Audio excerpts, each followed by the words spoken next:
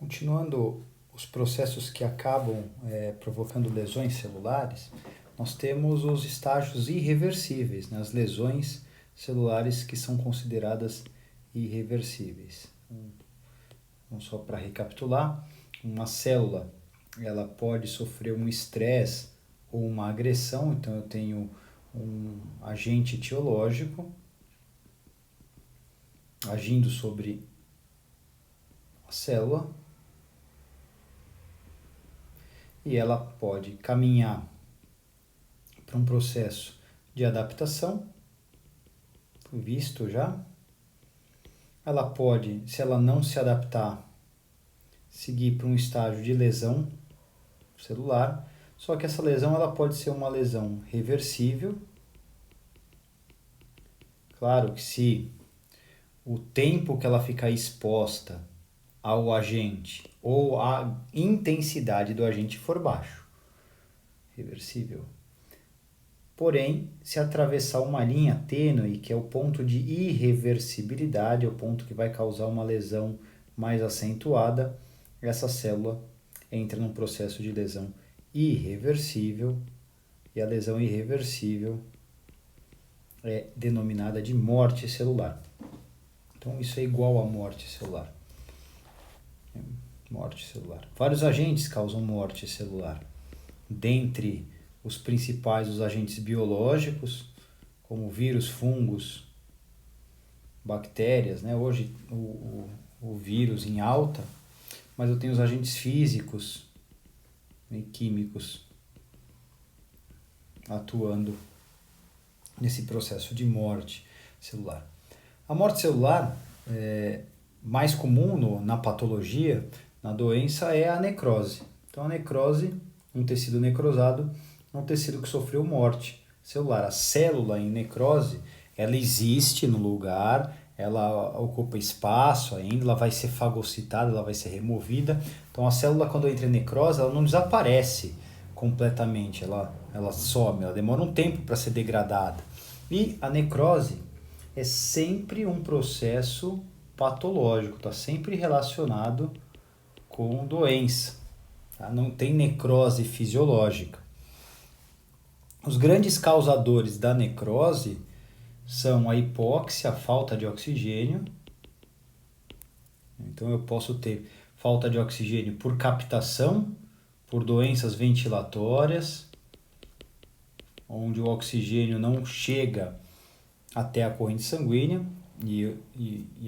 isso leva a uma hipóxia do sangue, com uma baixa saturação, o paciente tem uma baixa saturação, ou eu posso ter o oxigênio chegando no sangue, mas essa hipóxia para o órgão ser causada por um processo obstrutivo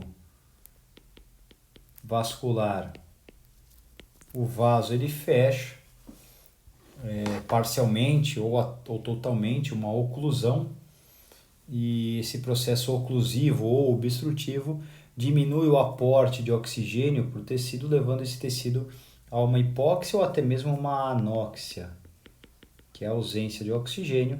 E isso vai promover primeiro uma lesão reversível lá, que é a degeneração hidrópica, onde a bomba de sódio e potássio não funciona, até ocasionar o ponto de irreversibilidade e isso gerar o processo de morte, a necrose. Existem vários tipos de necrose e eu vou destacar dois deles porque são interessantes do ponto de vista de imagem. A necrose, chamada necrose liquefativa. A necrose liquefativa é comum no sistema nervoso central. Os neurônios, quando eles entram em necrose, a membrana plasmática se rompe. E a ruptura dessa membrana plasmática faz com que o conteúdo de dentro da célula, aquele líquido e organelas e enzimas que estão dentro da célula, extravase.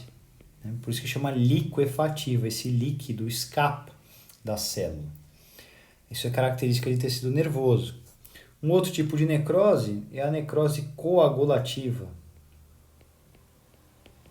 que a célula ela aumenta de tamanho, do que era, ela fica maior, ela expande, não rompe, a membrana celular fica preservada, não tem ruptura, mas essa célula está morta. Ela não promove nenhuma função mais, só está ocupando espaço aí e estimulando a inflamação de outras, né? Todo o processo de necrose é acompanhado por inflamação. Isso acontece muito no músculo estriado cardíaco, a necrose coagulativa. No fim, a necrose mata, gera processo inflamatório que pode acabar comprometendo outras células, né? As células vizinhas, e isso, se não for controlado, o processo necrótico avança muito.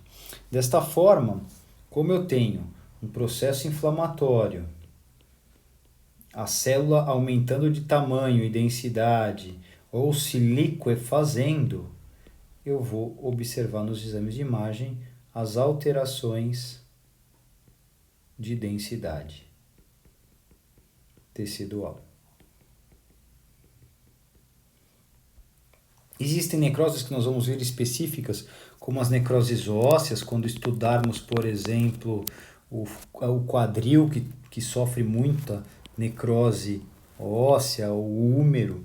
E existem necroses em outros órgãos causados por patógenos, por agentes etiológicos bem conhecidos, como a tuberculose pulmonar. Ela causa um alto processo inflamatório, com agressão tecidual intensa. E a gente vê esse processo inflamatório traduzido nessa mancha, né, mais densa e esbranquiçada, com alta densidade. O processo inflamatório é que a gente está observando outras áreas, né, com processo inflamatório, e uma região central, que é a chamada cripta, é a cripta da tuberculose, que é essa área escura, totalmente de baixa densidade, no local onde ocorreu a necrose. Quer dizer que esse alvéolo, nessa região, já degradou o alvéolo, o vaso sanguíneo capilar, e essa parte está impossibilitada completamente de uma recuperação. Uma outra necrose muito preocupante, extremamente agressiva, é a necrose pancreática. A necrose pancreática, ela pode causar sequelas se o paciente sobreviver, e pode vir a ser um paciente diabético depois. Não quer dizer que toda necrose pancreática vai promover a diabetes, vai depender de quanto o pâncreas morreu. Então aqui, num exame de tomografia computadorizada normal, nós conseguimos observar o pâncreas, a anatomia do pâncreas, a densidade que tem esse pâncreas. E o pâncreas ele vai do baço até o duodeno. E observe como é homogênea a densidade desse pâncreas. E aqui num paciente com pancreatite, que gerou uma necrose pancreática. E eu tenho um tipo de tecido, né, saudável ainda do pâncreas, com uma área onde tem o processo de morte com alteração de densidade.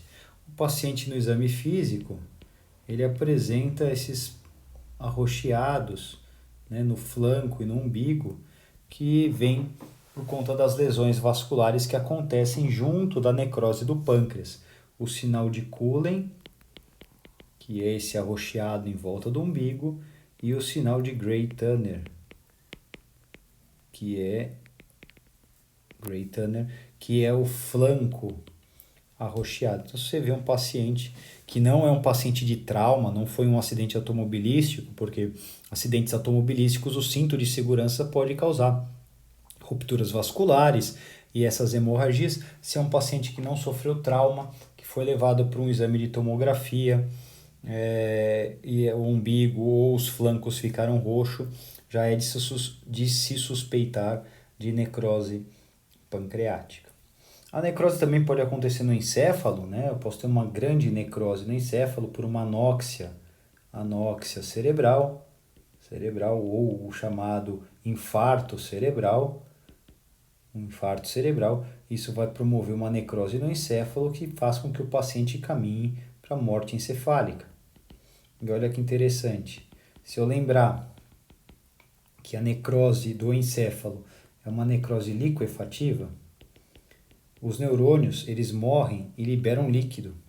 E esse líquido, dentro do crânio, promove aumento de pressão intracraniana. Quanto maior é a necrose do tecido nervoso, maior vai ser a pressão intracraniana. E um dos exames feitos para morte encefálica é a angiografia cerebral. Não é o único, mas é um dos. E o que acontece? Nós sabemos que o fluxo é de um lugar de alta pressão para um lugar de baixa pressão.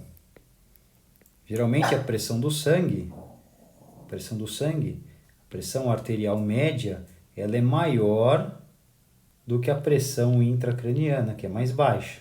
Então o sangue consegue atravessar a base do crânio, a carótida entra, né, se divide em artérias cerebrais e eu tenho a perfusão cerebral normal.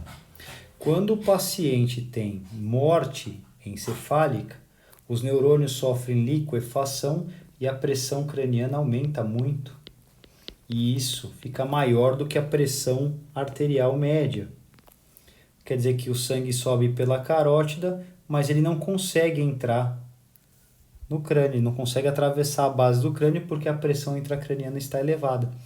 Isso significa que numa angiografia cerebral de um paciente com morte encefálica por um processo necrótico acentuado, nós dizemos que não tem perfusão. A carótida ela é perfundida até a base do crânio e depois fica sem o contraste não consegue entrar no crânio. Isso é bastante interessante. Um outro ponto a se pensar em quesito de terminologia nos processos patológicos, nas doenças, são as alterações que ocorrem durante o desenvolvimento. Então, na formação embrionária, nos dobramentos, na proliferação de células, na formação de órgãos, eu posso ter sinalizações, falta de proteínas e o órgão não ser formado de uma maneira adequada. Isso gera as chamadas alterações do desenvolvimento. Então aqui é mais para termos a ideia do termo, do significado do termo. Uma alteração do desenvolvimento é a chamada agenesia. Agenesia. Gênese é formação e agenesia é a ausência da formação. Então seria um órgão mal formado, que não terminou de ser construído, que não tem a sua anatomia concluída. À direita de vocês, uma ressonância magnética do encéfalo e eu observo aqui o corpo caloso, que é um grande comunicador de hemisférios cerebrais. O corpo caloso é formado por axônios que comunicam o lado direito com o lado esquerdo do cérebro. E ele ele sai da parte frontal, caminha pela parte parietal até a região mais posterior, se aproximando do lobo occipital, conectando os hemisférios. E à esquerda de vocês, nós conseguimos ver uma parte do corpo caloso formada, uma interrupção e a outra porção do corpo caloso. Isso é uma agenesia parcial do corpo caloso. Se não tivesse nada do corpo caloso, seria uma agenesia total do corpo caloso, salvo que é interessante você ver no relatório se ele não sofreu processos cirúrgicos, porque tem cirurgia de calosotomia, onde corta-se o corpo caloso. Uma outra alteração do desenvolvimento acontece em tubos, principalmente do canal alimentar. O tubo do canal alimentar, ele tem uma luz, quando você pega um tubo do canal alimentar, ele tem uma luz e às vezes ele sofre um estreitamento dessa luz. Muitas vezes em fundo cego que fecha. E esse estreitamento, essa alteração do desenvolvimento, é denominada atresia. Atresia é o estreitamento da luz do canal alimentar de um órgão tubular ou até mesmo seu fechamento completo. Uma atresia comum, que nós vamos ver de forma específica posteriormente, é a atresia do esôfago. O esôfago, como vocês estão vendo aqui do lado esquerdo, numa radiografia contrastada, aqui é um esôfago, estômago, duodeno, um exame de EED, esôfago, estômago, duodeno, um contraste. Foi deglutido, permeou aqui todo o esôfago, atravessou, né, o diafragma e já alcançou o nosso estômago aqui. Então tem um desenvolvimento bom, não tem bloqueio, não tem obstrução do trânsito alimentar, tá?